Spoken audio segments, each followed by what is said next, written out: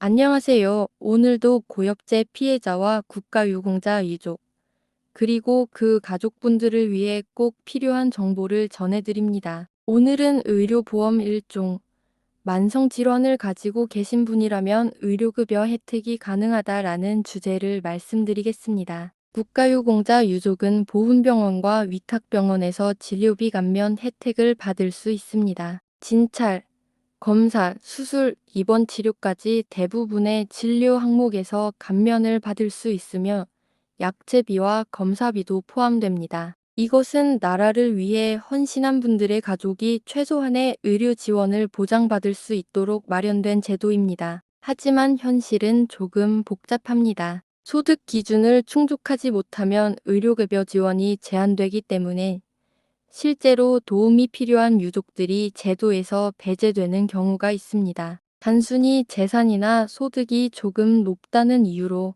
병을 앓고 있음에도 불구하고 혜택을 못 받는 일이 생기는 겁니다. 이때 중요한 역할을 하는 것이 바로 근로능력평가서와 의사진단서입니다. 근로능력평가서는 국민연금공단에서 실시하는 공식평가로 노동시장에 참여할 수 있는 능력이 있는지를 판정합니다. 의사의 진단서에는 구체적으로 환자가 노동을 장기간 수행할 수 없는 상태라는 점, 회복 가능성이 없거나 극히 낮다는 점이 기재됩니다. 이 두 가지가 결합되면 소득이 조금 초과하더라도 예외적으로 의료급여 혜택을 받을 수 있는 길이 열립니다. 예를 들어 척추 손상으로 인해 걷는 것도 어렵고 배뇨 장애 때문에 하루에도 여러 번 도뇨를 해야 하는 경우가 있다고 합시다. 이런 상황에서 단순히 근로 가능이라고 평가하는 것은 현실과 맞지 않습니다. 하지만 의사 진단서에 장기간 노동 불가,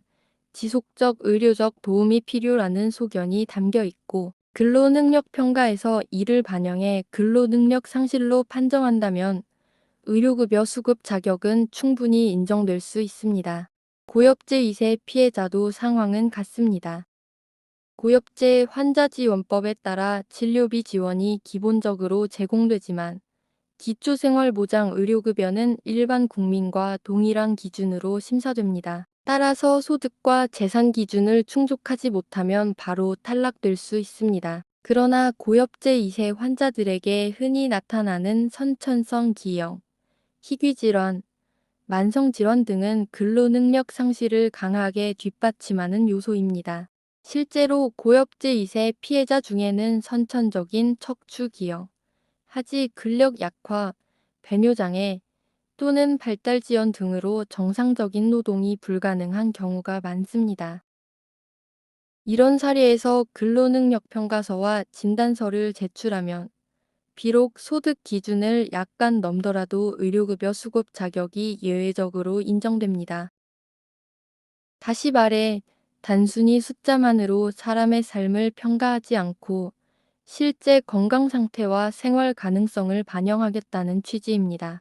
정리하자면 국가유공자 유족이든 고엽제 2세 피해자든 소득 기준을 넘는다고 해서 포기할 필요는 없습니다. 근로능력이 없다는 공식 판정, 그리고 이를 뒷받침하는 의사진단서가 있다면 의료급여 혜택을 받을 수 있습니다. 제도의 문턱은 분명 높지만 의학적 사실과 행정적 근거를 함께 제시한다면 충분히 문을 열 수 있습니다. 결국 중요한 것은 실제로 일할 수 없는 상황임을 명확히 증명하는 것입니다. 그 증거가 바로 근로능력평가서와 의사의 진단서입니다. 이 두 가지가 갖춰진다면 소득 기준에 미달하지 않아도 의료급여 혜택을 받을 수 있습니다. 마지막으로 오늘 영상에서 말씀드린 서류와 절차는 댓글에 링크를 달아두었습니다.